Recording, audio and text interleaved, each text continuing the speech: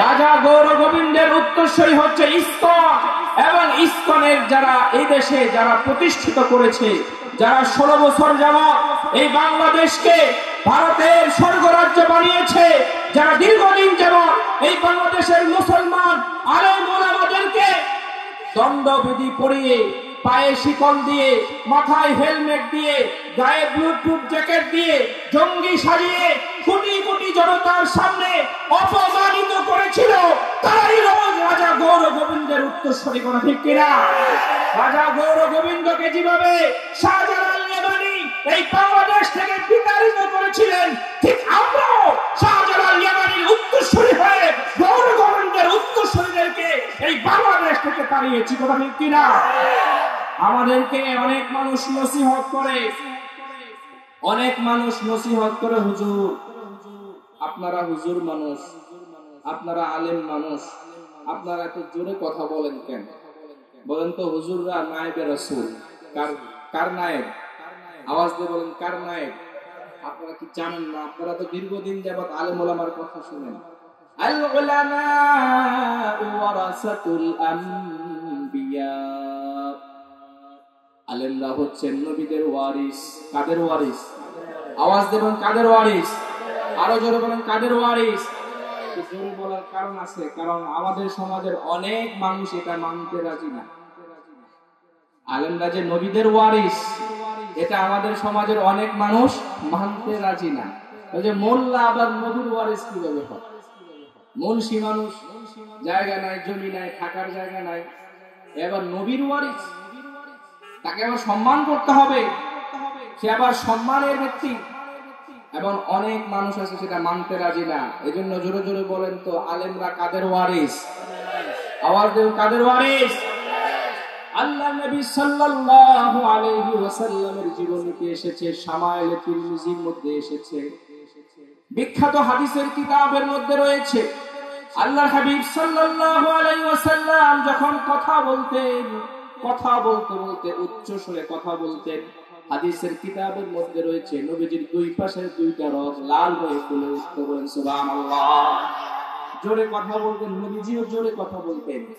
আল্লাহর নবী যদি জোরে কথা বলে থাকেন, তা আল্লাহর নবীর উত্তরসূরিরা কি আস্তে কথা বলবে না জোরে কথা বলবে?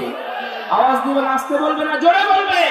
যদি কোন দুশমনের রাসূল, আল্লাহর নবীর কোন দুশমনের যদি এই উচ্চ স্বরের কথা কষ্ট লাগে, মনে রাখতে হবে সে নবীকে মুহাব্বত করে না, সে ইসলামকে মুহাব্বত করে না, কোরআনকে মুহাব্বত করে না, সে আসলে স্বার্থান্বেষী আর সুবিধাভোগী মুসলমান। ঠিক কিনা? সে মুসলমানের একটা হরফ মানে আরেকটা হরফ মানে না। কোরআনের সূরা কয়টা? শুরুতেই কিন্তু তথ্য দিয়ে দিছি আপনাদেরকে। আমার অনেক ভাইরা দাঁড়ায় দাঁড়ায় আওয়াজ শুনতেছে, মনে রাখবেন, দাঁড়ায় দাঁড়ায় শুনে গান আর ওয়াজ শুনতে হয় বসে বসে। বলেন সুবহানাল্লাহ। আল্লাহর কোরআন শুনতে হয় বসে বসে, নবীর হাদিস শুনতে হয় বসে বসে, আর গান শোনার কোনো আদব কায়দা লাগে না। গানের কোনো আদব কায়দা লাগে? আজকে দেখেন গলা ফাটিয়ে কত সুন্দর সুন্দর কথা বলে কোরআন সামনে নিয়েও মুসলমানদেরকে আকৃষ্ট করতে পারতেছি না। কতদিন আগে থেকে অ্যালাউন্স, মসজিদে বারবার ঘোষণা দিলাম, তারপরে দেখেন গলার অবস্থা খারাপ, আস্তে আস্তে ধরছে। কিন্তু যদি এমন হতো ঘোষণা ছাড়া একটা 16 বছরের যুবতী অথবা 21 বছরের একটা যুবতী, যার কণ্ঠটাও সুন্দর, চেহারাটাও সুন্দর, একটা মাইক দিয়ে যদি এক জায়গায় দাঁড় করায় দেওয়া যায়, ওখানে সিন্নিখোর মুসলমানের অভাব হবে? আওয়াজ দেবেন, অভাব হবে? প্রচারণা লাগে না, দেখবেন সেখানে ভিড়। আর কি, সব বয়সের মানুষ আছে। একেবারে যারা দুদিন পরে কবরে যাওয়ার টিকিট হাতে পেয়ে গেছে, দেখবেন ওরাও ওখানে বসা। বলা ঠিক কিনা? কিন্তু আজকে এত সুন্দর মেহনতের, কত সুন্দর পরিবেশ, কত সুন্দর দেখতে আজকের আয়োজন। আল্লাহ তাআলা যারা এই আয়োজন করেছেন, আল্লাহ তাদের জীবনের মধ্যে বরকত দান করেন। জোরে বলেন আমিন। আরে জোরে বলেন আমিন। আপনারা মনে করছেন আয়োজকদের জন্য দোয়া হচ্ছে, আমাদের জন্য না। আল্লাহ রাসূলের হাদিস শুনে রাখেন। শুনেন, আমরা যখন ওয়াজ করি, আলোচনা করি, তখন কোরআনটা সামনে রাখি। সকল জ্ঞানের কিতাব হচ্ছে আল কোরআন। জোরে বলেন সুবহানাল্লাহ। আমাদের এখানে এসে আমরা কখনো আলতু ফালতু কিচ্ছা কাহিনী শুনাই না, আমরা সবসময় হাদিস শুনাই আর কোরআন শুনাই, যে হাদিস এবং কোরআনের মাধ্যমে আল্লাহর নবী আরবের জাহিলি অন্ধকার যুগকে সুন্দর বানিয়ে দিয়েছেন। বলেন সুবহানাল্লাহ। যারা ছিল পৃথিবীর সবচেয়ে সর্বোত্তম নিকৃষ্ট জাতি, তাদেরকে আল্লাহর হাবিব এই কোরআনের আলো দিয়ে, হাদিসের আলো দিয়ে তাদেরকে আলোকিত করে দিয়েছেন। বলেন সুবহানাল্লাহ। এই যে আপনারা আমিন বললেন, আমি দোয়া করলাম আয়োজকদের জন্য, এই যে আমিন বললেন, আপনারা কি ঠকে গেছেন? মুসলিম শরীফের হাদিস, আল্লাহর হাবিব বলেছেন, যদি কোনো ব্যক্তি আমার উম্মত অপর ভাইয়ের দোয়ার পিছনে আমিন বলে, ফেরেশতারা বলে আল্লাহ আপনার এই বান্দা তার অপর ভাইয়ের দোয়ার পিছনে আমিন বলেছে, আপনি তাকেও সুস্থতা দান করেন। বলেন সুবহানাল্লাহ। আপনি তাকেও সন্তান দান করেন, আপনি তাকেও নিয়ামত দান করেন, রিজিক দান করেন। যত দোয়া অন্য ভাইয়ের জন্য হবে আর আমরা আমিন বলবো, প্রতিটা আমিনের পরে ফেরেশতারা আমাদের জন্য আমিন বলে। বলেন সুবহানাল্লাহ।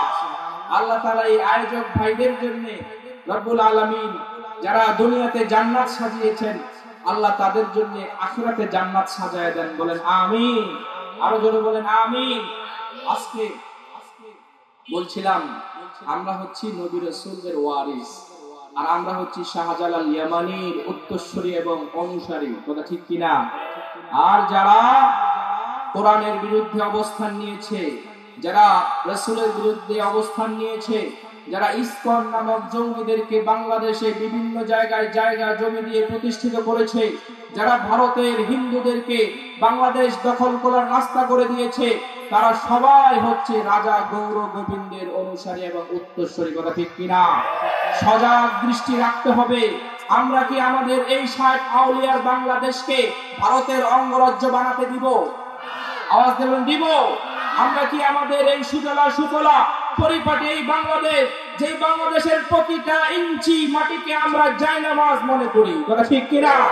যেখানে মুমিন সেজদা দেয়, কোটি কোটি মুমিন যেই মাটিতে সেজদা দেয়, ওই মাটিতে ভারতীয় আগ্রাসন যদি আল্লাহর আক্রমণ চলে আসে, কে কে নিজের জীবন দিয়ে এই মুসলমানদের পুণ্যভূমি শাহজালাল ইয়ামানের এই জমিনকে রক্ষা করতে রাজি আছেন? হাত উঠাই আল্লাহু আকবার। নারে তাকবীর, নারে তাকবীর। ইসলামের দুশমনেরা, ইসকনের দালালেরা আজকে শুক্রবার সারা দেশব্যাপী একটি আওয়াজ উঠেছে। বাংলার প্রতি মাঠে, প্রতিটা ঘাটে একটাই আওয়াজ হয়েছে, সেই আওয়াজ হচ্ছে ইসকন জঙ্গি সংগঠন। কথা ঠিক কিনা? এই বাংলার মাটিতে ইসকনকে নিষিদ্ধ করতে হবে, করতেই হবে, করতেই হবে। কথা ঠিক কিনা? যদি নিষিদ্ধ করা না হয়, তাহলে আমরা মুসলিম জনতা, শাহজালাল ইয়ামানির উত্তরসূরিরা, আমরা এই ইসকনকে বাংলার জমিন থেকে প্রতিহত করব। কথা ঠিক কিনা? কত বড় দুঃসাহস! বাংলাদেশের রাষ্ট্রীয় আইনজীবীকে, মুসলিম সাইফুল ইসলাম আলিফ নামক আমাদের সেই ভাইকে নৃশংসভাবে যারা শাহাদাতের, যারা শহীদ করেছে, তাদেরকে বাংলাদেশে শান্তিতে কাজ করতে দেওয়া হবে না। কথা ঠিক কিনা? এজন্য আমার ভাইরা, আমরা শাহজালাল ইয়ামানির উত্তরসূরি, আমরা শাহ পরানের উত্তরসূরি, আমরা শাহ মাহদুমের উত্তরসূরি, আমরা হচ্ছি ওলিয়া উলিয়াদের উত্তরসূরি। এই বাংলাদেশে ওয়াজ নতুন না, বাংলাদেশের মানুষ ওয়াজ মাহফিল পছন্দ করে আরো 1000 বছর আগ থেকে। এটা ঠিক কিনা? এই বাংলাদেশের মানুষ সব কিছু সহ্য করতে পারে, নবীর উপর আঘাত আসলে সহ্য করতে পারে না। বাংলাদেশের যুবকেরা দেখবেন অবাক, মুখে কিন্তু দাড়ি নাই, প্যান্ট শার্ট পরা, কিন্তু তার মুখের বক্তব্য শুনলে হৃদয়টা গলে যায়। একটা যুবক ফেসবুকে লিখেছে, কলেজের ছাত্র, সে লিখেছে, আমার নিজের উপর আক্রমণ আসলে মাফ করে দিব, আমার মা বাবাকে উপর আক্রমণ আসলে আমি মাফ করে দিব, আমার পরিবার পরিজনের উপর আক্রমণ আসলে আমি মাফ করে দেব, কিন্তু আমার নবীর ইজ্জতের উপর, আমার প্রিয় ধর্ম ইসলামের উপর যদি কেউ আক্রমণ করে, আমি তাকে কখনো ছেড়ে দেব না। বলেন আল্লাহু আকবার। এই যুবকের এই বাণীর সাথে আমরা কারা কারা একমত? হাত উঠাই। আল্লাহ কবুল করেন, সকলে বলি আমিন। আল্লাহ রাব্বুল আলামিন আমাদেরকে শাহজালাল ইয়ামানির সাথে কিয়ামতে দেখা করায় দেন। বলেন আমিন। শাহজালাল ইয়ামানি আমাদের দলে থাকবে। কোরআনে কারীমের একটি সবকিছু গুছায়া আপনাদেরকে নিয়ে আসছি মূল কথাগুলো শোনানোর জন্য। সূরাতুল মুদ্দাসসিরের 10টা আয়াত আমি পড়েছি। কয়টা আয়াত? আওয়াজ দেন, কয়টা আয়াত? সূরা মুদ্দাসসিরের 10টা আয়াত পড়েছি। এই 10টা আয়াতের অর্থ আপনাদেরকে বোঝানোর জন্য এই আয়াতগুলো আমি তেলাওয়াত করেছি। এই সূরা মুদ্দাসসিরের 38 থেকে 48তম আয়াত ভালো করে বুঝতে হবে। রাজি আছেন তো ইনশাআল্লাহ? কোরআন শুনতে ভালো লাগে না খারাপ লাগে? আরো বলেন, ভালো লাগে না খারাপ লাগে? শুনেন, গানের মজা হচ্ছে অল্প সময়। গান যখন বন্ধ হয়ে যাবে মজা শেষ। বাদ্য যখন বন্ধ হয়ে যাবে মজা শেষ। কিন্তু ওয়াজের মজা হচ্ছে চিরস্থায়ী। বলেন আল্লাহু আকবার। যদি কোনো মুমিনের অন্তরে কোরআনের একটা আয়াত গেঁথে যায়, তাহলে ওই মুমিনের অন্তর আল্লাহ রাব্বুল আলামিন কিয়ামত পর্যন্তের জন্য ওই অন্তরকে আল্লাহ তাআলা আলোকিত করে দেন, প্রশান্তিময় করে দেন। বলেন সুবহানাল্লাহ। গান শুনলে এক মুহূর্ত ভালো লাগে, আর যদি আল্লাহর কোরআনের আয়াত শোনা হয়, ওই আয়াতটা যদি অন্তরে অনুধাবন করা হয়, আল্লাহ রাব্বুল আলামিন ওই আয়াতের জন্য, ওই আয়াতের উসিলায় আল্লাহ তাবারক ওয়া তাআলা ওই মুমিনের অন্তরকে চিরদিনের জন্য প্রশান্ত করে দেয়। বলেন সুবহানাল্লাহ। ইন্নামাল মুমিনুনা আল্লাযীনা ইযা যুকিরাল্লাহু ওয়াজিলাত কুলুবুহুম ওয়া ইযা তুলিয়াত আলাইহিম আয়াতুহু যাদাতুহুম ঈমানান ওয়া আলা রাব্বিহিম ইয়াতাওয়াক্কালুন। আল্লাহু আকবার। আল্লাহ বলছেন, মুমিন যখন আমার আয়াত শুনে তার অন্তরের মধ্যে আমার ভয় সৃষ্টি হয়, এবং আমার ভয়ে তার অন্তরটা প্রকম্পিত হয়ে যায়, এবং আমার উপর তার আস্থা বেড়ে যায়, আমার উপর তার বিশ্বাস বেড়ে যায়, যার কারণে তার অন্তর থেকে সকল দুশ্চিন্তা আমি আল্লাহ দূর করে দেই। আল্লাহর হাবিব হাদিসের মধ্যে বলেছেন, যেই মুমিনের হৃদয়ে আমার ভয় থাকে, ওই মুমিনের অন্তর থেকে সকল দুশ্চিন্তা আমার ভয়ের কারণে কেটে যায়। বলেন সুবহানাল্লাহ। আমাদের মনের মধ্যে পেরেশানি, দুশ্চিন্তার অভাব আছে। কালকে কি খাবো, কালকে কই কাজ করবো, মেয়েটার বিয়ে কিভাবে হবে, বাড়িটা কাজ বন্ধ হয়ে আছে, কিভাবে কি করব, নানা রকমের পেরেশানি আমাদের অন্তরে আছে না নাই? এই সব পেরেশানি মুহূর্তের মধ্যে দূর হয়ে যাবে যদি আমরা আমাদের অন্তরে আল্লাহর ভয়টাকে জাগ্রত করতে পারি। আল্লাহর ভয় যখন আসবে, আল্লাহর মারিফত যখন আসবে, আমার অনেক ভাইরা মারিফত মারিফত বলে চলে চিল্লায়, আছে না নাই? মারিফত অর্থ হচ্ছে আল্লাহর পরিচয়। আল্লাহর পরিচয়, যেখানেই তাকাবে সেখানেই আল্লাহকে দেখতে পাবে, এটা হচ্ছে মারিফত। যারা বলেন সুবহানাল্লাহ। কিভাবে? একজন মুমিন যখন লাইটের দিকে তাকাবে, তাকানোর সাথে সাথে তার মাথায় আসবে এই লাইটটা জ্বলছে কোত্থেকে, কেন এই আলোটা জ্বলছে। চিন্তা করবে এই আলোটা জ্বলছে কারেন্টের মাধ্যমে, বিদ্যুতের মাধ্যমে। চিন্তা করবে বিদ্যুৎ উৎপন্ন হয় কিভাবে, সে জানতে পারবে বিদ্যুৎ উৎপন্ন হয় পানি থেকে আর বায়ু থেকে। বলেন সুবহানাল্লাহ। সে চিন্তা করবে বায়ু আর পানি কোত্থেকে আসলো, তাকে কোরআন বলে দিবে আমি পানি সৃষ্টি করেছি, আসমান থেকে পানি নাজিল করি, বর্ষণ করি, আর আমি বাতাসকে হুকুম দিয়ে পৃথিবীর বিভিন্ন জায়গায় পরিচালিত করি। সে তখন সাথে সাথে বলবে রব্বানা মা খালাকতা হাযা বাতিলান সুবহানাকা ফাকিনা আযাবান নার। লাইটের দিকে তাকায় সে বলবে এটা তো বিদ্যুতের কারসাজি না, এটা তো ইঞ্জিনিয়ারের অবদান না, এই লাইটের জ্বলছে আমার আল্লাহর অবদানে। কথা ঠিক কিনা? আমার আল্লাহ যদি আসমান থেকে পানি বর্ষণ না করতেন, আমার আল্লাহ যদি জমিনের মধ্যে বাতাস না দিতেন, এই বিদ্যুৎ উৎপন্ন হওয়ার কোনো ব্যবস্থা থাকতো না। কথা ঠিক কিনা? আমার আল্লাহ যদি প্রশ্ন আসতে পারে সৌর বিদ্যুৎ আছে, পানি লাগে না, বাতাস লাগে না, সৌর বিদ্যুতের উৎস হচ্ছে সূর্যের আলো। কথা ঠিক কিনা? সৌর বিদ্যুৎ বিদ্যুৎ পায় কোত্থেকে? সূর্যের আলো থেকে। বলেন তো এই সূর্যটা বানাইছে কে? আওয়াজ দিয়ে বলেন, কে বানিয়েছেন? সূর্যের মধ্যে এত তাপ কে দিয়েছেন? তাহলে সৌর বিদ্যুৎ দিয়েছেন কে? এটাই হচ্ছে মারিফত। আমার কিছু ভাইয়েরা মারিফত সম্পর্কে না জেনে না বুঝে শুধু মন্তব্য করতে থাকে। তারা বলতে শরীয়ত লাগবে না, আমার ভিতরে মারিফত আছে। যার ভিতরে মারিফত থাকে তার নাকি শরীয়ত লাগে না। এই ধরনের বানোয়াট কথা আমাদের মধ্যে আছে না নাই? এটা হচ্ছে মারিফতের ভুল ব্যাখ্যা।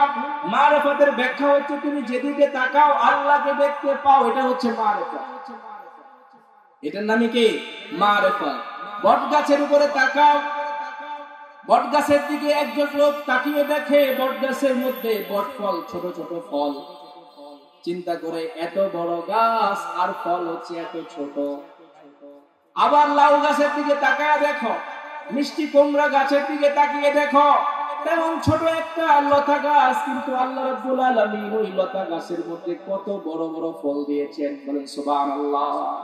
মাঝে মধ্যে এক একটা কুমড়া দেখলে মনে হয় যেন বিশাল বড় একটা ড্রাম। কথা ঠিক কিনা? একজন মুমিন, একজন মারিফতওয়ালা ব্যক্তি চিন্তা করবে, আমার আল্লাহ কত বড় শক্তিশালী, এত ছোট একটা জগার মধ্যে, ছোট একটা লতার মধ্যে কত বড় ফল আল্লাহ তাআলা দিয়ে দিয়েছেন।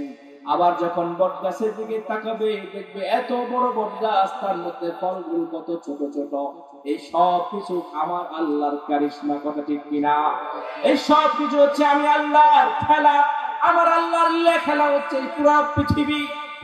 আবার যখন চিন্তা করবে, আল্লাহ রাব্বুল আলামিন বলছেন একটা নারকেল গাছের দিকে তাকায় দেখো, এই নারকেল গাছের যে বীজটা হয়, বিশাল বড় একটা নারকেল বোনার পরে একটা গাছ বের হয়। আর আমার আল্লাহ বট গাছ কিভাবে তৈরি করেন? বট ফলের ভিতরে ছোট ছোট সরিষার মতো দানা থেকে আল্লাহ রাব্বুল আলামিন কত বড় বট গাছ তৈরি করে দিয়েছেন। এই সব কিছু দেখে আল্লাহকে বোঝার নামই হচ্ছে মারিফত। বলেন সুবহানাল্লাহ। এই সব কিছু দেখে আমার আল্লাহর ভয় যার অন্তরে তৈরি হয়, সেই হচ্ছে মারিফত। কথা ঠিক কিনা? এজন্য যেখানে দেখবেন সব জায়গায় আল্লাহর পরিচয় পাবেন যদি আমার ভিতরে মারিফত থাকে। কিন্তু কিছু ভাইরা না বুঝে মারিফতের ব্যাখ্যা করেন কি, মারিফত হচ্ছে এমন একটা আধ্যাত্মিক শক্তি, যেই শক্তিটা কারোর মধ্যে চলে আসলে তার নামাজ লাগে না, রোজা লাগে না, হজ লাগে না, যাকাত লাগে না, স্ত্রী সহবাসের পরে গোসল লাগে না। আছে না নাই? আওয়াজ দিন, আছে না নাই? এটা মারিফতের ভুল ব্যাখ্যা ভাইরা আমার। মারিফত হচ্ছে আল্লাহর পরিচয়। যেখানে দেখবেন সেখানে আল্লাহকে পাবেন। মুমিন যখন জাহাজের মধ্যে তাকাবে, চিন্তা করবে আল্লাহ তাআলা বলছেন কোরআনে কারীমের মধ্যে, হাজার হাজার টন লোহা আমি আল্লাহ সাগরের মধ্যে ভাসিয়ে রাখি। রাখেন কিনা? সাগরের মধ্যে বিশাল বড় বড় জাহাজ, এমনও জাহাজ আছে যেগুলো এক একটা বিমানবন্দরের মধ্যে। আমেরিকা মধ্যপ্রাচ্যটাকে নিয়ন্ত্রণ করার জন্য ভূমধ্য সাগরে এমন সব রণতরী পাঠিয়েছে, যেই রণতরীগুলোর মধ্যে বিমান ওঠানামা করতে পারে এয়ারপোর্টের মতো। ওখানে স্টেডিয়াম আছে, খেলাধুলার ব্যবস্থা আছে, হাজার হাজার মানুষ থাকা খাওয়ার ব্যবস্থা আছে। এই সব কিছু ব্যবস্থা সহ একটা জাহাজ এই মধ্যপ্রাচ্য অর্থাৎ সৌদি আরব, বাহরাইন, মিশর এই অঞ্চলগুলোতে মাতব্বরি করার জন্য, মুসলমানদের সম্পদ লুণ্ঠন করার জন্য, মুসলমানদের আল্লাহর দেওয়া তেল গ্যাস যেটাকে বলা হয় আয-যাহাবুল আসওয়াদ, আয-যাহাবুল আসওয়াদ যেটা হচ্ছে ব্ল্যাক গোল্ড, কালো স্বর্ণ বলা হয় হচ্ছে সৌদি আরবের তেল গ্যাসকে। এই সব কিছু লুণ্ঠন করার জন্য, চুরি করার জন্য আমেরিকা ইসরায়েলের সমর্থনে ভূমধ্য সাগর, এই ভূমধ্য সাগরের আশেপাশেই হচ্ছে এই রাষ্ট্রগুলো। আশ-শারকুল আওসাত, মিডল ইস্ট, এটা ভূমধ্য সাগরের আশেপাশের রাষ্ট্রগুলো হচ্ছে মধ্যপ্রাচ্য বলা হয়। এই দেশগুলোতে আল্লাহ তাআলা গ্যাসের খনি দিয়েছেন। কাতার হচ্ছে বিশ্বের অন্যতম গ্যাসের খনির দেশ। সৌদি আরব হচ্ছে বিশ্বের সবচেয়ে বেশি তেল রপ্তানিকারক তেলের দেশ এবং বিশ্বের সবচেয়ে বড় স্বর্ণের খনির দেশ। এই দেশগুলোকে লুণ্ঠন করার জন্য, এই দেশগুলোর সুপ্ত ধনকে, মুসলমানদের গুপ্ত ধনগুলোকে চুরি ডাকাতি করে নেওয়ার জন্য এই আমেরিকা বিভিন্ন সমুদ্রের মধ্যে বিশাল বড় বড় রণতরী পাঠায়। এই রণতরীগুলো এক একটার মধ্যে এয়ারপোর্ট আছে, বিভিন্ন সুবিধা সহ পাঠায়, এক একটা গ্রামের মতো। এই বিশাল বড় সমুদ্রের উপরে এই টনকে টন লোহা কে ভাসায় রাখেন? আওয়াজ দেন, কে ভাসায় রাখেন? আপনি একটা লোহার টুকরা সমুদ্রের মধ্যে ফেলে দেন, থাকবে না, ডুবে যাবে। কথা ঠিক কিনা? আমার আল্লাহ রাব্বুল আলামিন শত শত টন লোহা, হাজার হাজার টন লোহা সমুদ্রের মধ্যে ভাসায় রাখেন। আল্লাহ বলছেন, আমার মারিফতওয়ালা ব্যক্তি যখন তাকাবে তার অন্তরে অনুভব হবে আমার আল্লাহ কত শক্তিশালী। হাজার হাজার টন যিনি পানিতে ভাসিয়ে রাখতে পারেন তিনি আল্লাহ কত শক্তিশালী। এই কথা অনুভব করে সে মনে মনে চিন্তা করবে, এমন শক্তিশালী আল্লাহর কোনো বিধান নষ্ট করা যাবে না। ঠিক কিনা? এমন শক্তিশালী পাওয়ারফুল খালিক মালিকের বিধান নামাজকে ছাড়া যাবে না। এমন শক্তিশালী আল্লাহর বিধান যাকাতকে ছাড়া যাবে না, হজ ছাড়া যাবে না। রব্বুল আলামিনের পরিচয় মারিফতের অর্থ হচ্ছে আল্লাহকে চিনে আল্লাহর হুকুম পালন করা। এটাই হচ্ছে মারিফতের অর্থ। বলছিলাম সূরাতুল মুদ্দাসসির, এই সূরা মুদ্দাসসিরের আমরা তেলাওয়াত করেছি 10টা আয়াত। সংক্ষেপে 10টা আয়াতের অর্থ বুঝবো এবং আমল করব। কে কে নিয়ত করতে পারি হাত উঠান। আল্লাহু আকবার, সকলে বলি আমিন। ঘটনাটা হচ্ছে একটা ঘটনার প্রেক্ষিতে আল্লাহ রাব্বুল আলামিন কিয়ামতের ময়দানে মানুষদেরকে দুইটা দল করবেন। কয়টা দল? দুইটা দল। দলাদলি, আখিরাতেও দলাদলি আছে। অনেকে বলে হুজুর শুধু দলাদলি করে কে? হুজুররা থাকবো নির্দলীয়, অর্থাৎ কাফের মুশরিক হিন্দুর ঘরেও খাইব, সুদখোরের ঘরেও খাইব, ঘুষখোরের ঘরেও খাইব। যে মাদকাসক্ত তার লগেও সেলফি তুলতে হবে, তারেও গলায় জড়ায় ধরতে হবে। এবং যে ব্যক্তি মাদকাসক্ত, অন্যায় করে, জুলুম করে, তার সাথেও সম্পর্ক রাখতে হবে। এই ধরনের মন্তব্য সমাজের মধ্যে আছে না নাই? অথচ দলাদলি এটা আখিরাতেও আছে, কিয়ামতের ময়দানেও দলাদলি আছে। কিভাবে হবে? আল্লাহ কোরআনে বলেছেন, আসহাবুল মাইমানাতি মা আসহাবুল মাইমানা ওয়া আসহাবুল মাশআমাতি মা আসহাবুল মাশআমা। আল্লাহ বলেন কিয়ামতের ময়দানে দুইটা দল হবে। কয়টা দল? আওয়াজ দেবেন, কয়টা দল হবে? দুইটা দল হবে। এক দল হবে ডান দিকে, আরেক দল আল্লাহ রাব্বুল আলামিনের বাম দিকে থাকবে। এক দল থাকবে ডান দিকে, তাদেরকে বলা হবে আসহাবুল মাইমানা। আরেক দল থাকে বাম দিকে, তাদেরকে বলা হবে আসহাবুল মাশআমা। এটা হচ্ছে মুজরিমিনদের দল, অপরাধীদের দল, কাফেরদের দল, মুশরিকদের দল, গৌর গোবিন্দের দল এবং গৌর গোবিন্দের অনুসারীদের দল। আরেক দিকে থাকবে নবী মুহাম্মদুর রাসূলুল্লাহ, নবী মুসা আলাইহিস সালাতু ওয়াস সালাম, নবী ইব্রাহিম আলাইহিস সালাতু ওয়াস সালাম, আদম থেকে নিয়ে হযরত মুহাম্মদুর রাসূলুল্লাহ পর্যন্ত যত নবী রাসূল আসছেন সবাই থাকবেন। নবী রাসূলের অনুসারীগণ থাকবেন, সাহাবারা থাকবেন, তাবেঈনরা থাকবেন, আউলিয়ায়ে কেরাম থাকবেন, উলামায়ে কেরাম থাকবেন, নামাজীরা থাকবে, মুত্তাকিরা থাকবে, পরহেজগাররা থাকবে। এই দুইটা দল হবে কিয়ামতের ময়দানে। সকলের কাছে জিজ্ঞেস করতে চাই, আমরা কোন দলে থাকতে চাই? ডান দিকে না বাম দিকে? আওয়াজ দেবেন, কোন দিকে থাকতে চাই? আমরা ডান দিকে থাকতে চাই। গৌর গোবিন্দের দলে থাকতে চাই না শাহজালালের দলে থাকতে চাই? শাহজালালের দলে যদি থাকতে চাই, এই দলটাকে বলা হয় হক দল, হকপন্থী। এরা ডান দিকে থাকবে। আল্লাহ তাবারাকা ওয়া তাআলা সূরা ইয়াসিনের মধ্যে বলেছেন, ওয়ান্তাজুল ইয়াওমা আইয়ুহাল মুজরিমুন। কিছু লোক চেষ্টা করবে নবীদের সাথে মিশে যেতে, ওলিদের সাথে মিশে যেতে।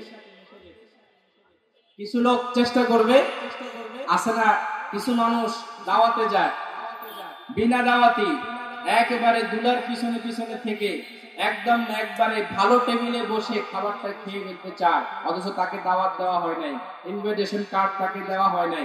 এমন লোক আছে না নাই? আওয়াজ দেবেন, আছে না নাই? মাঝে মধ্যে চোর যখন ধরা পড়ে, লোকজন যখন চোর চোর বলে চিল্লান দেয়, সাথে সাথে সে নিজেও চোর চোর বলে ভালো লোকদের মধ্যে মিশে যায়। আছে না নাই? কাল কিয়ামতের ময়দানে অপরাধী এবং গুনাহগার, কাফের মুশরিকদের দলের, ফাসিক ফুজ্জারদের দলের কিছু মানুষ নবীদের দলে আসার চেষ্টা করবে। মিশে যাওয়ার চেষ্টা করবে, নবী ওলিদের পিছনে পিছনে, আলেম ওলামাদের দলের পিছনে পিছনে মিশে যাওয়ার চেষ্টা করবে। অথচ সে দুনিয়াতে ছিল কঠোর আলেম বিদ্বেষী, দুনিয়াতে ছিল কঠোর নবী বিদ্বেষী, দুনিয়াতে ছিল কাদিয়ানী, দুনিয়াতে ছিল মাজার পূজারী। এমন কিছু মানুষ মিশে যাওয়ার চেষ্টা করবে। আল্লাহ রাব্বুল আলামিন কুদরতি আওয়াজ দিয়ে বলবেন, ওয়ামতাজুল ইয়াওমা আইয়ুহাল মুজরিমুন। ও অপরাধীরা, যারা পালিয়েছো নেককারদের পিছনে, আল্লাহ বলবেন সবাই আলাদা হয়ে যাও। আল্লাহর ওয়াদা শোনার সাথে সাথে ফেরেশতারা টেনে হেঁচড়ে অপরাধীদেরকে আলাদা দলে বসায় দিবেন, আর ডান দিকের নবী ওলিদের দলটাকে আল্লাহ রাব্বুল আলামিন অপরাধীদেরকে মুক্ত করে দিবেন।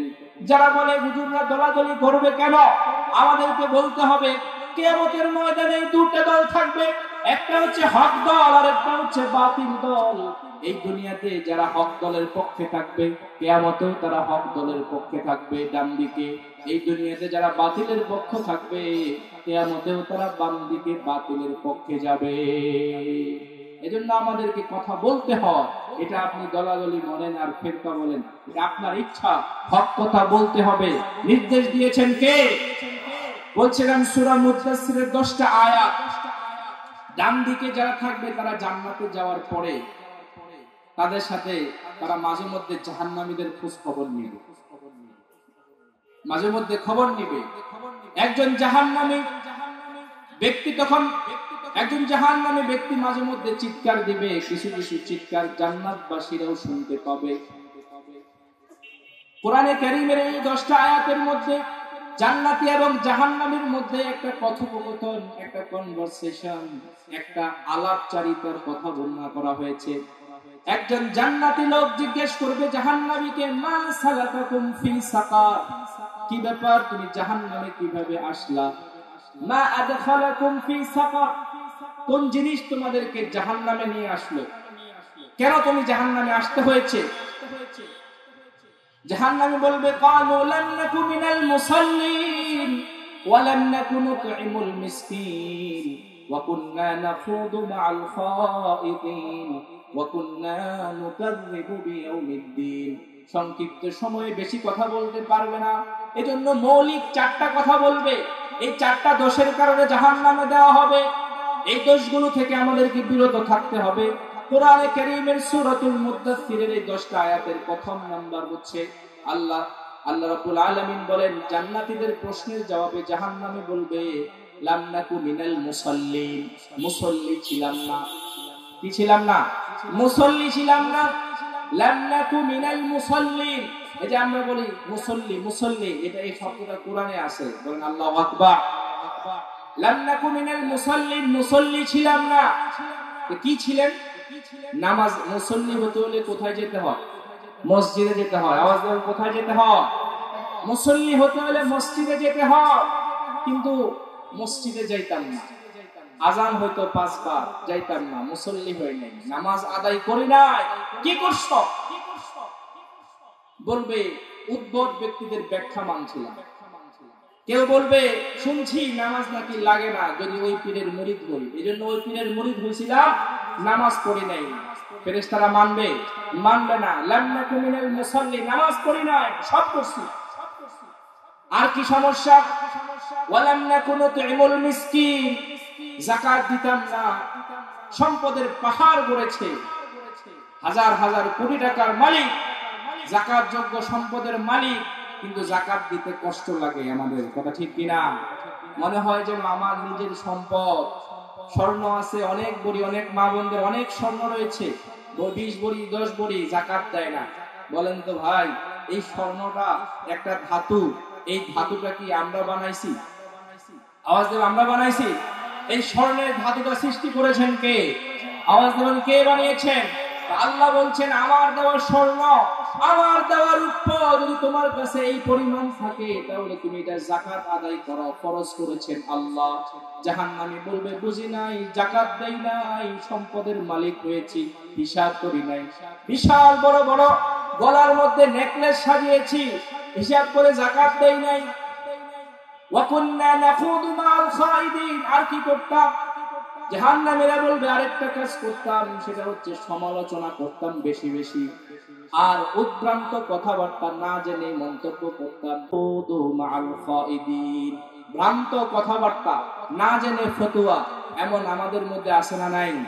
না জানে না একটা জিনিস ফতোয়া দিয়ে দিচ্ছে, জানে না একটা জিনিস বলে দিছে, জানে না ইলম নাই, কালাম নাই, কোরআনের জ্ঞান নাই, হাদিসের জ্ঞান নাই, ফিকহের জ্ঞান নাই, এমন ব্যক্তিরা বসে বসে বিভিন্ন জায়গায় বসে বসে ফতোয়া দেয়। এক ফতোয়া গত বছর এক এলাকায় এক আলেম এসে দিয়ে গেছে, তারা কিন্তু আলেম না। আমরা মানুষ আলেম মনে করি, যার পাগড়ি আছে আর জুব্বা আছে সেই আলেম, আসলে এমন না। আপনিও আলেম হয়ে যেতে পারেন। আজকে থেকে দাড়ি রেখে দেন, সুন্দর করে 11 হাতের একটা পাগড়ি কিনেন, ভালো করে প্যাচ দেন, মাঝখানে একটা সুন্দর করে পাইক উঠান, মানুষ দেখে আপনারাও মুফতি সাহেব বলা শুরু করবে। কথা ঠিক কিনা? আসলে কি সে মুফতি? আওয়াজ হবে সে কি মুফতি? না। এমন কিছু মানুষ আছে বিভিন্ন সময় আসে, গত বছরও একজন এসে বলে গেছে মা বাবার পায়ের মধ্যে সিজদা দেওয়া নাকি জায়েজ। করেন নাউজুবিল্লাহ। আল্লাহর হাবিব বলেছেন পৃথিবীর কোন মানবের পায়ে সিজদা দেওয়া যায় না। আল্লাহ তাআলা মানবকে, মানুষ জাতিকে অনেক বেশি সম্মানিত করেছেন। মানুষকে আল্লাহ তাআলা অনেক বড় সম্মানের প্রাণী বানিয়ে আশরাফুল মাখলুকাত বলেছেন। আল্লাহ কোরআনে বলেছেন ওয়ালাকাদ কাররামনা বানি আদম ওয়া হামালনাহুম ফিল বাররি ওয়াল বাহর। আমি বনি আদমকে সৃষ্টির সেরা বানিয়েছি। আর বনি আদমের এই 3.5 হাত বডির মধ্যে সবচেয়ে শ্রেষ্ঠ অঙ্গ কোনটা? কপাল। বনি আদমের 3.5 হাত এই বডির মধ্যে সবচেয়ে শ্রেষ্ঠ দামি অঙ্গ কোনটা? কপাল। আওয়াজ দিয়ে বলেন কোনটা? কপাল। এই কপালটাকে আল্লাহ তাআলা নিজের জন্য পছন্দ করেছেন। আল্লাহ বলছেন লা তাসজুদু লিশ-শামসি ওয়ালা লিল-কমারি ওয়াসজুদু লিল্লাহিল্লাযী খালাকাহুন্না ইন কুনতুম তা'বুদুন। তোমরা যদি সিজদা করতে হয় তাহলে পৃথিবীর কোন জিনিসকে সিজদা করো না। মানুষের সামনে সিজদা দিও না, পাকা ইটের ঘরের মধ্যে সিজদা দিও না, মা বাবার পায়েও সিজদা দিতে আল্লাহ হুকুম দেন নাই, উস্তাদের পায়ে সিজদা দিতে হুকুম দেন নাই, পীরের পায়েও সিজদা দিতে হুকুম দেন নাই, কবরের সামনে সিজদা দিতে হুকুম দেন নাই। একমাত্র মানুষের সম্মানী অঙ্গ এই কপালটাকে আল্লাহ তাআলা বলছেন তুমি আমার কুদরতি পায়ে এই কপালটা দিয়ে সিজদা দাও। জোরে বলেন সুবহানাল্লাহ। এই কপালটা আমার আল্লাহর জন্য, আর কারো সামনে নইবে না, আর কারো সামনে সিজদা না, একমাত্র সিজদা কার সামনে? তো জাহান্নামীরা বলবে উদ্ভট কথা বলতাম, না জেনে মাসালা দিতাম। একজনে মাসালা দিছে, নিজের ইচ্ছা মতো মাসালা দিয়ে দিছে। সেটা কি মাসালা? সব গান বাদ্য হারাম না, এক রকমের গান বাদ্য আছে যেগুলো হালাল। বলেন নাউজুবিল্লাহ। সব গান বাদ্য হারাম না, এক রকমের গান বাদ্য আছে যেটা হালাল। কোনটা সেটা? সেটা হচ্ছে ওই গান বাদ্য যেটার সাথে জিকির থাকে। বলেন নাউজুবিল্লাহ। গান বাদ্য, বাদ্যযন্ত্র হারাম, জিকিরের সাথেও হারাম, জিকির ছাড়াও হারাম। যারা মাসলা দিবে গান বাদ্য ঢোল তবলা দিয়ে জিকিরের সাথে যদি মিক্স করে দেওয়া হয় তাহলে সেটা হালাল হয়ে যায়। প্রশ্ন করতে চাই, এক গ্লাস দুধের মধ্যে যদি একটুখানি প্রস্রাব মিক্স করে দেওয়া হয় তাহলে খাওয়া মনে হয় হালাল হয়ে যাবে? হালাল হবে? আওয়াজ হালাল হবে? এক গ্লাস দুধের মধ্যে একটুখানি গোবর দিয়ে দিছে, ওই দুধটা হালাল না হারাম? আওয়াজ দিবেন হালাল না হারাম? বিশাল বড় একটা জুব্বা, জুব্বার মধ্যে একটুখানি পায়খানা লেগে গেছে বাচ্চার, ওইটা পরে কি নামাজ পড়া যাবে? নি নামাজ পড়া যাবে? একটুখানি বাদ্যযন্ত্র যদি কোন জিকিরের সাথে আল্লাহর সাথে লাগে এর মধ্যে 2টা গুনাহ হবে। কয়টা গুনাহ? আওয়াজ দেন কয়টা গুনাহ হবে? 2টা গুনাহ হবে। এক নাম্বার গুনাহ হবে বাদ্যযন্ত্র ঢোল তবলার গুনাহ, আরেক নাম্বার গুনাহ হবে আল্লাহকে অপমান করার গুনাহ। আল্লাহ বলছেন আমাকে মুহাব্বত করো, আর আল্লাহর বান্দা হয়ে নবীর উম্মত হয়ে আল্লাহকে অপমান করতেছি। হাউজে কাউসারের সামনে নবী পাকের সামনে কিভাবে দাঁড়াবো? এজন্য সব বাদ্যযন্ত্র হারাম। হারাম করেছেন কে? আল্লাহ। যদি আপনার ভিতরে আল্লাহর মারিফাত থাকে, আপনার ভিতরে যদি আল্লাহর পরিচয় থাকে, নবীর মুহাব্বত থাকে, তাহলে আপনি সবটাকেই হারাম বানাতে হবে। সামান্য পরিমাণ পায়খানা যেমন হালাল হয় না, জায়েজ হয় না, সামান্য পরিমাণ হারাম বাদ্যযন্ত্রও জায়েজ হবে না। কথা ঠিক কিনা? কোরআনের কথা বলতে হবে। হাদিসের মধ্যে এসেছে আল্লাহ রাব্বুল আলামিন কিয়ামতের ময়দানে কিছু আলেমের জিহ্বা কেচি দিয়ে কেটে দিবেন। আল্লাহর হাবিব সাল্লাল্লাহু আলাইহি ওয়াসাল্লাম জিবরাইলকে জিজ্ঞেস করলেন, এরা কারা? জিবরাইল বলবে, এরা হচ্ছে এমন আলেম যারা সত্য কথা বলতো না, তোষামোদি করত। এরা হচ্ছে এমন আলেম যাদের জিহ্বাগুলো আল্লাহ তাআলা কেচি দিয়ে কেটে দিবেন। আজকে অনেকের খারাপ লাগতে পারে, সত্য কথা খারাপ লাগতে পারে, অন্যায় কথা বলছি না, সত্য কথা একটু তিতা লাগতে পারে। একটা উর্দু প্রবাদ আছে, সাচ কড়वी लगती है, সাচ हर वक्त कड़वी लगती है। সত্যের রং তিতা হয়, সত্যের স্বাদ তিতা, সত্যের কালার হচ্ছে কালো, এটা ভালো লাগে না। এজন্য অনেকের খারাপ লাগতে পারে, কিন্তু সত্য কথা আমরা বলেই যাব। শুনতে রাজি আছেন তো ইনশাআল্লাহ? জাহান্নামীদের কথা বলছিলাম। এক নাম্বার বলছিলাম নাকু মিনাল মুসাল্লিন, নামাজ পড়তাম না, মসজিদে যেতাম না, অন্যদের কথা শুনে মসজিদ বাদ দিয়ে কবরের সামনে বসে পড়তাম। গোসল ছিল না, ওযু ছিল না, নামাজ ছিল না, রোজা ছিল না, সতর ছিল না, কিছু ছিল না। ভাবতাম পীরে পার করে দিবে, কিন্তু আজকে তো আমার পীর আমাকে পার করতে পারলো না। ফেরেশতারা বলবে, তোমার পীর, গিয়ে দেখো তোমার চেয়েও আরো জাহান্নামের নিম্ন জায়গায় তোমার পীরের অবস্থান। কথা ঠিক কিনা? যেই পীরেরা বলবে নামাজ লাগবে না আমার মুরিদ হলে, রোজা লাগবে না, সতর টাকা লাগবে না, ওযু গোসল লাগবে না, মসজিদে যাওয়া লাগবে না, ওই সকল পীরেরা জাহান্নামের সবচেয়ে নিম্ন স্তরে থাকবে। কথা ঠিক কিনা? এজন্য প্রিয় ভাইরা বলছিলাম, আল্লাহর হাবিব সাল্লাল্লাহু আলাইহি ওয়াসাল্লাম আমাদেরকে যেই সত্য দিন দিয়ে গেছেন, এই সত্য দিনটা আমরা যদি পালন করি একদম সুন্দরভাবে, তাহলেই হাউজে কাউসারের পানি আল্লাহর হাবিব আমাদেরকে নিজ হাতে পান করাবেন। সুবহানাল্লাহ। তো তারা বলবে, মুসল্লি ছিলাম না, নামাজ পড়তাম না, যাকাত দিতাম না, নাফরুদু মাল খায়, সারাদিন শুধু সমালোচনা করতাম, আর না জেনে মাসালা দিতাম। অনেক বড় বড় ব্যক্তিরা আছেন না জেনে শুধু মাসালা দেয়, কিন্তু দাড়ি পেকে সব সাদা হয়ে গেছে, বড় বয়স 80 পার 70 পার হয়ে যাচ্ছে, না জেনে মাসআলা দেয়। কি একটা মাসআলা? একটা মাসআলা আলোচনা করি। একটা মাসআলা একজনে দিল, সেই মাসআলাটা হচ্ছে যেমন আকিকার গোশত, মানুষ আকিকা দেয় না, আকিকার গোশত মা বাবা খেতে পারে না, এমন একটা মাসআলা সমাজের মধ্যে দেয়, আছে না নাই? বলেন তো, কোরবানির গোশত কোরবানি দাতা খাইতে পারে কি পারে না? আওয়াজে পারে কি পারে না? কোরবানি, হাদিসের মধ্যে আল্লাহর হাবিব বলছেন আকিকার গোশত আর কোরবানির গোশত এক। কোরবানির গোশত যেমন কোরবানি দাতা খেতে পারে, আকিকার গোশত মা বাবা সহ আত্মীয় স্বজন বা সন্তানের বাবা সবাই খেতে পারে। কিন্তু বুয়া মাসালা দেওয়ার মানুষ আছে না নাই? এগুলো কি জবাব হবে না? অবশ্যই জবাব হবে। এজন্য না জানে কেউ মাসআলা দিব না, কেউ মাসআলা বলবো না। এভাবে জেনে জেনে আলেমদের থেকে জেনে জেনে আমল করতে হবে। ওয়াকুন্না নাখুদু মা'আল খাইদিন, তারা বলবে এদের বানোয়াট কথা বলতাম, ভ্রান্ত পথে চলতাম। 4 নাম্বার, ওয়াকুন্না নুকাযযিবু বিয়াউমিদ্দিন, আমরা কিয়ামত সম্পর্কে অস্বীকার করতাম। কিয়ামত হবে এই বিশ্বাস আমাদের সবার আছে না নাই? এবং আল্লাহর সামনে দাঁড়াতে হবে, হিসাব হবে, নিকাশ হবে। এই আয়াতগুলোর প্রথম আয়াত আল্লাহ বলছেন কুল্লু নাফসিন বিমা কাসাবাত রহিনা, সব মানুষেরা আল্লাহর কাছে বন্ধক রাখছে নিজেদের জানটা। আমাদের জানটা কিন্তু আল্লাহর কাছে বন্ধক আছে। রাহিনা মানে মারহুনা, বন্ধক আছে। আমরা যদি ব্যাংকের মধ্যে জমি বন্ধক রেখে টাকা নেই, তাহলে ওই বন্ধকের কাগজপত্র আনতে গেলে ওই টাকা পয়সা যা ব্যাংক পাবে সব পাওনা শোধ করেই কাগজপত্র উদ্ধার করা যায়। কথা ঠিক কিনা? আল্লাহ এই আয়াতে বলছেন তোমাদের সবকিছু আমার কাছে বন্ধক আছে।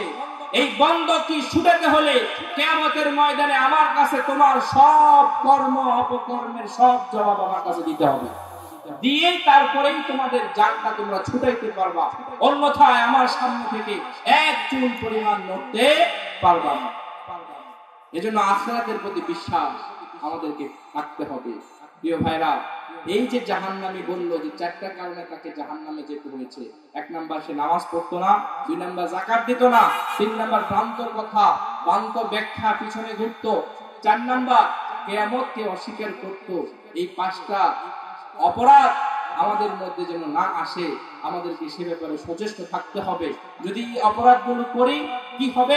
আল্লাহ বলছেন, ওয়ামা তানফাউহুম শাফাআতুশ শাফিঈন, কোন সুপারিশ তাদের বেলায় কাজে আসবে না। কোন সুপারিশ কাজে আসবে না।